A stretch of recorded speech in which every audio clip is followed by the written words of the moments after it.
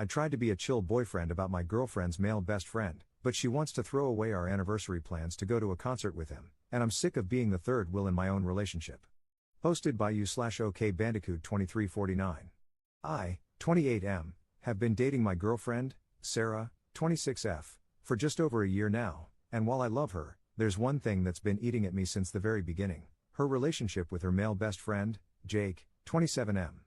Jake has been Sarah's ride or die since college, and I knew from the start that they were close.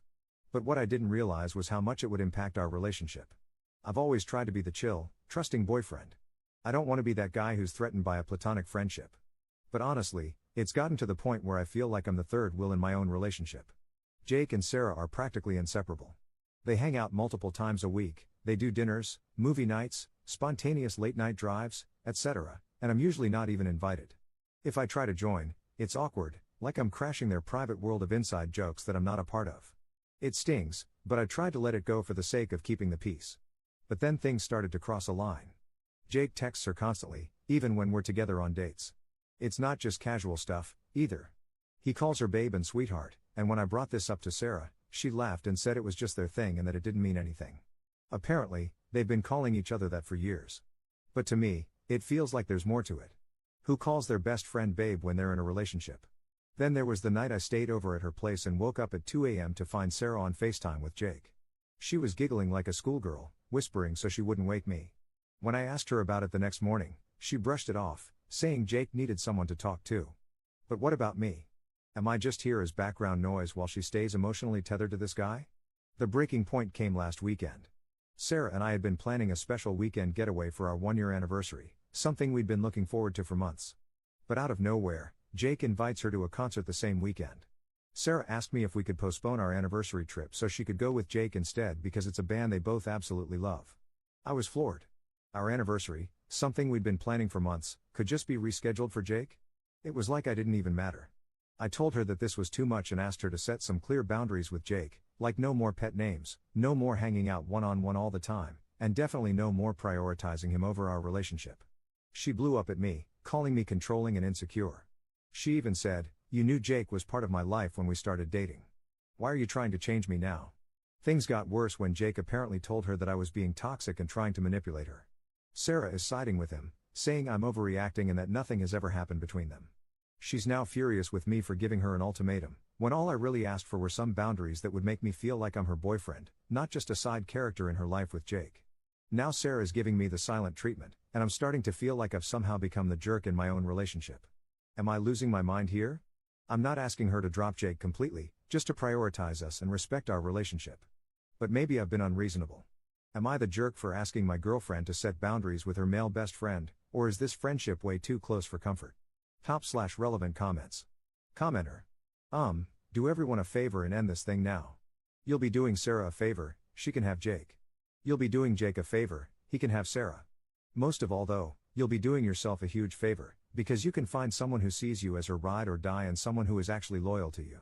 After all, loyalty is the single most important factor in friendship, not being nice or liking the same things.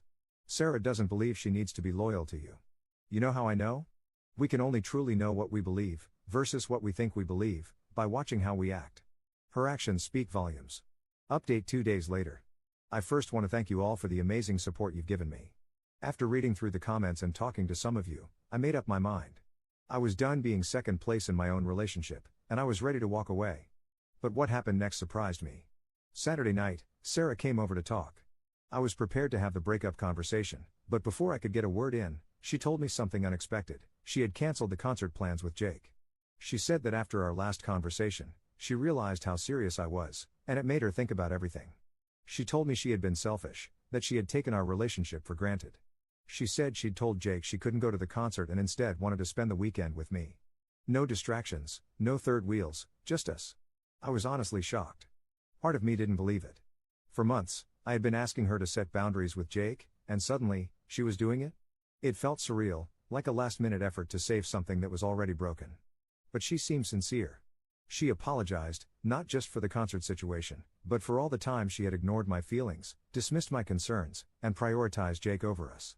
She admitted she had been blind to how much it hurt me and said she didn't want to lose me. It was emotional. She was crying, and I could see how much it scared her that I was about to walk away. For the first time in a long time, it felt like she was choosing me. But here's the thing, as much as I appreciated her apology, it didn't magically fix everything. I told her that while canceling the concert was a good step, it didn't erase all the hurt. I still felt like I had been competing with Jake for too long, and trust, once broken, is hard to rebuild.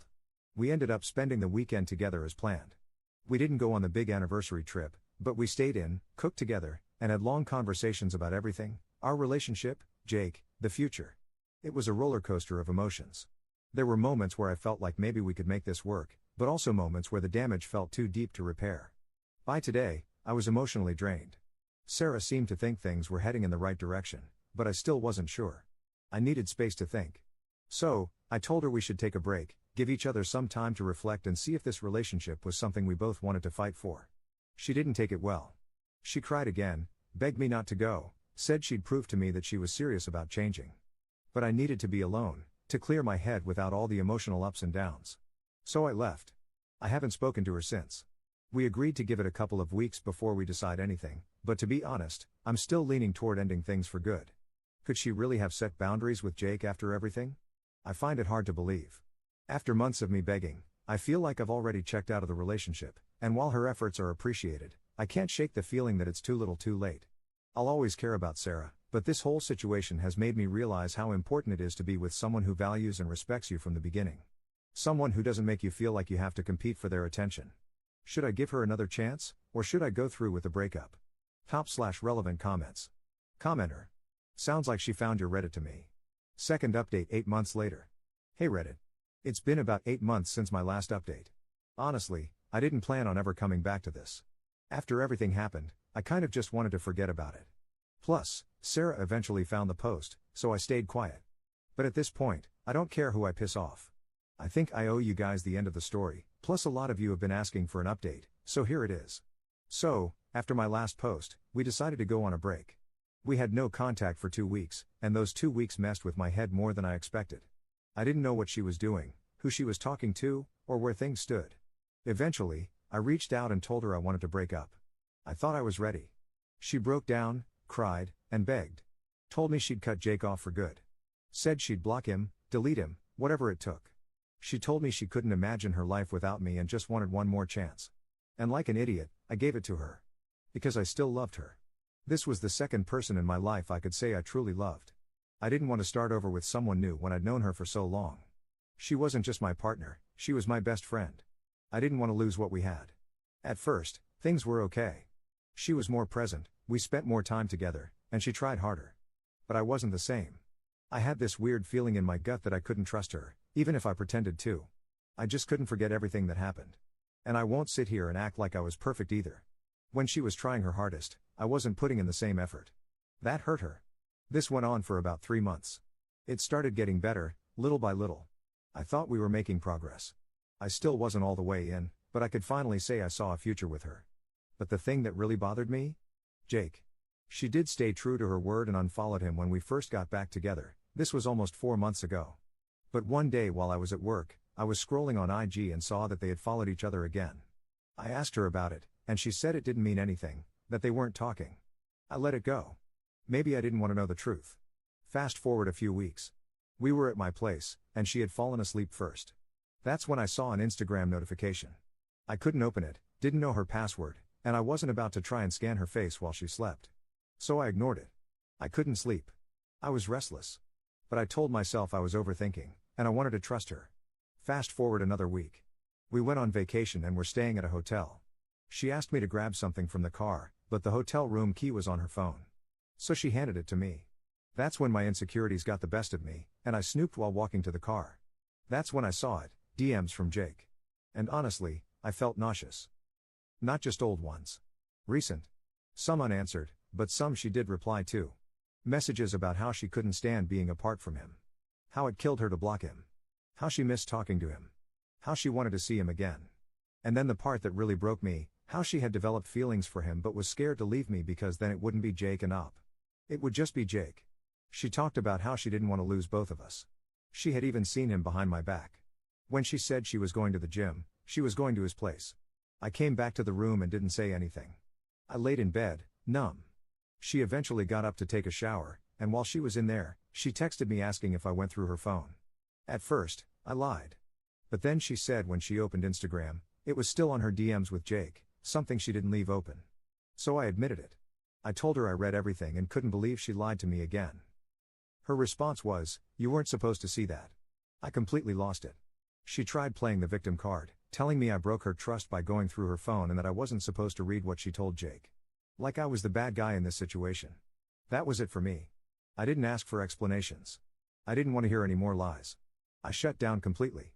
I stopped texting her and only spoke when necessary for the rest of the trip.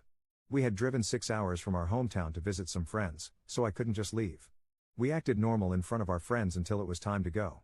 The 6-hour drive back home was complete silence. I drove most of the way and didn't speak to her at all. When I dropped her off at her place, she tried to talk to me, even tried to kiss me goodbye. I pushed her away and asked her to get out of the car. Later that night, I texted her that I was done. I didn't want to talk anymore.